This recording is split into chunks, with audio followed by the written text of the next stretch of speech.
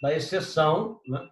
Bom, em regra, aquele que arrematar qualquer bem leiloado ou qualquer daquela modalidade, né, arrematado na falência, ele recebe bens, em regra, desembaraçado, sem ônus, sem nenhum gravame ou mácula que existia em nome do falido.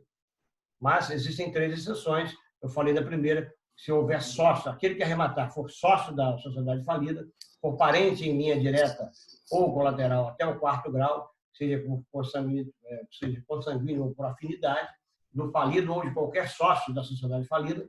E, além disso, o chamado agente do falido, que é uma forma sutil de chamar o laranja de representante, que é muito comum você ver uma sociedade que tenha um procurador. E imagine se esse cara tivesse legitimidade para fazer isso, né? Havia, então, uma forma de burlar o sistema. Então, ele também fica impedido de eventuais ônus que esses bens na hora da arrematação. Essas três exceções aqui da sucessão do arrematante. Seguindo, pessoal. Seguindo. Então,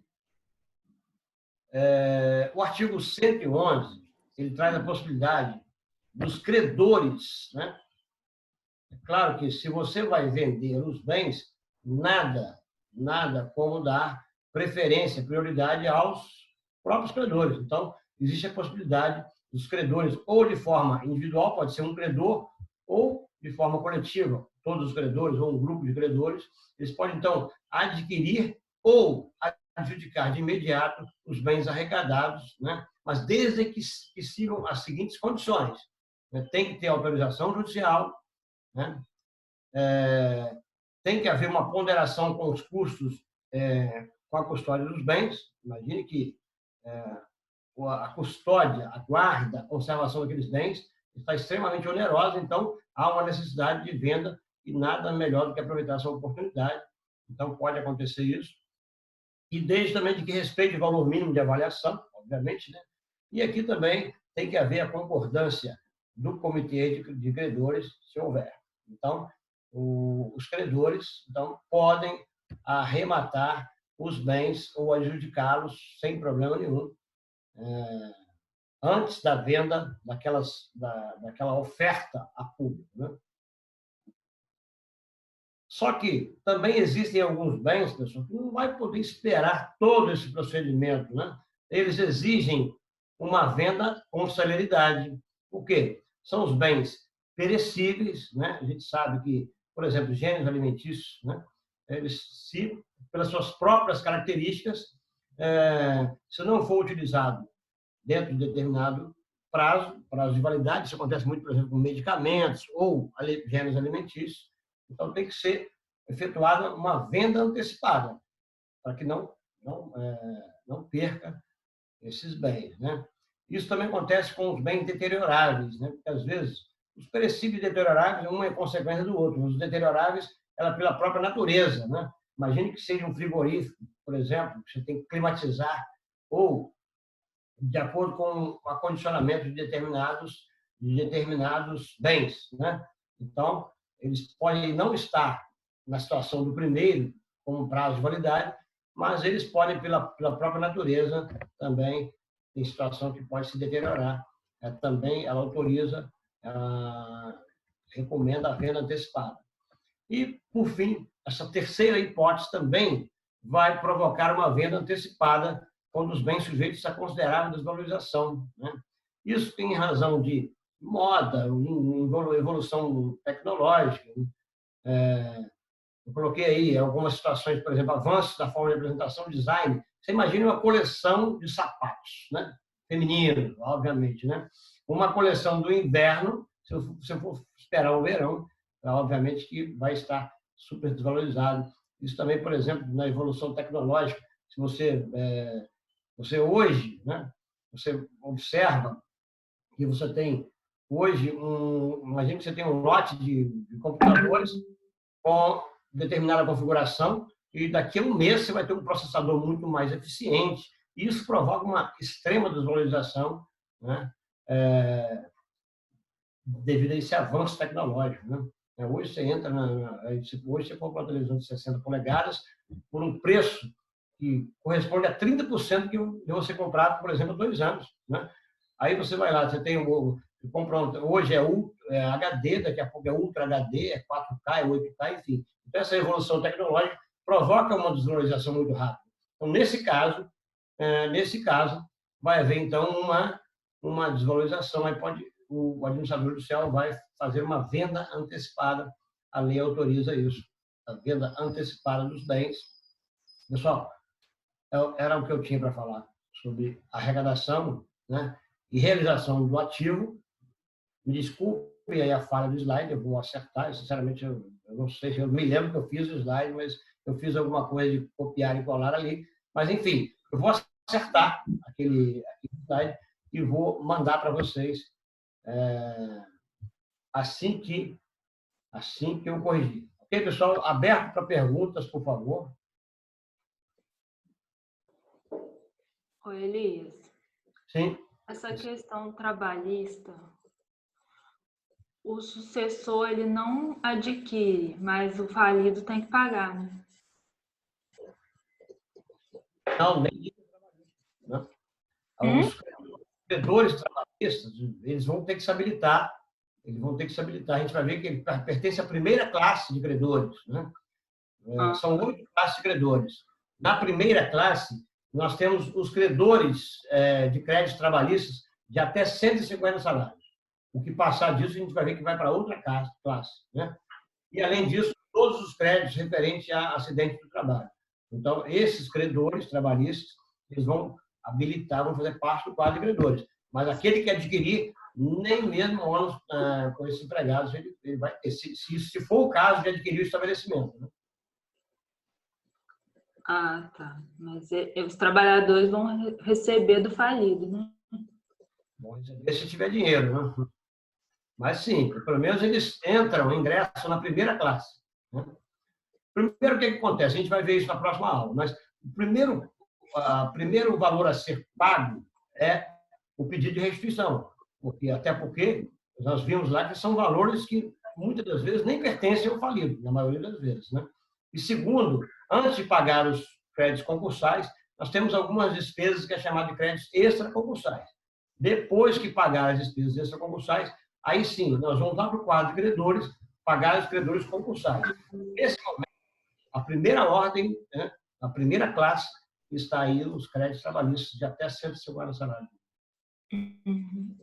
Você podia repetir essa quarta hipótese da revogação e ineficácia com o contratante de boa-fé? A quarta hipótese seria a ineficácia a ação revogatória? Isso. Pois bem, existem vários motivos, né, que podem provocar a revogação de alguns contratos. Inclusive, eu falei sobre a ineficácia de alguns contratos na aula anterior. Lembra que eu falei assim, existe, na aula anterior, na semana anterior, eu falei sobre o período suspeito. Aquele período que vai retroagir em 90 dias, dependendo do objeto da ação, vai retroagir ou do primeiro protesto, quando é no inciso 1 do 94, ou da data do pedido da falência, quando for no inciso 2, ou inciso 3, né? Ou quando for revogação, quando for convolução do pedido da recuperação para falência, vai retroagir a partir do pedido do requerimento da recuperação. São datas importantes porque aqueles contratos, né, efetuados, concluídos naquele período, que é o chamado período suspeito, eles vão ser considerados ineficazes. Significa que eles vão ser desfeitos. E aquele bem eventualmente pago, ele vai ter que ser restituído se houver o contratante de boa-fé. Você pode atingir alguém, né? Imagine o seguinte, o cara, eu estou falido, o que eu vou fazer? Vou pegar o meu principal prédio, por exemplo, e vou colocar à venda. Se ele vale 2 milhões, eu vou chegar para alguém e falar, meu amigo, olha, eu estou apertado, vendo por 1 milhão. Né? E está dentro do período suspeito. É um exemplo do artigo 129, uma hipótese que pode ser considerada ineficaz. Né? E como é que isso vai acontecer? Aí imagine lá que esse terceiro, ele não está de conluio comigo, é um terceiro de boa-fé. Então, eu vendo por 1 milhão, aquilo que valia 2 milhões, por exemplo. Né? Então, esse contrato vai ser considerado ineficaz. Mas, nesse caso, como vai atingir esse terceiro de boa-fé e o devedor recebeu esse 1 milhão, nesse exemplo, lá quando o administrador judicial entrar com a ação revocatória, é uma ação bem parecida com aquela ação pauliana, mas tem aqui o seu procedimento específico dentro da lei, nos artigos 129 e seguintes. Então, quando você entrar, aí o artigo 136, ele vai salvaguardar os direitos do terceiro de boa-fé. Ele pode entrar com um pedido de restituição, porque esse bem vendido para essa pessoa, nesse exemplo, ele vai voltar para o monte. Ele vai voltar para o monte, mas esse 1 milhão que ele recebeu, ele vai ser objeto de pedido de restituição daquele terceiro de boa-fé.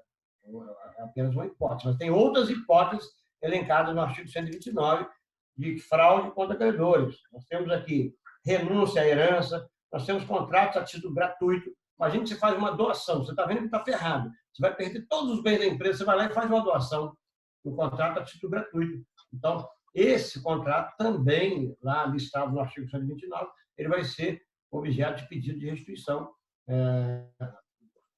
para se atingir o terceiro de boa-fé. Por quê? Porque ele vai ser considerado ineficaz e vai ser processado uma ação revocatória, cujos procedimentos estão lá no 129 e seguintes. Deu para esclarecer? E agora entendi. Lembrei. Mas lá também existem outros motivos, não é só o período suspeito, não. Outros contratos. Eu acabei de dar um exemplo agora de contrato gratuito. Isso acontece bastante, porque quando ocorre o pedido de falência, geralmente o empresário, eu já falei isso, né? Ele está em situação de crise, mas ele acredita na sua recuperação até o último momento.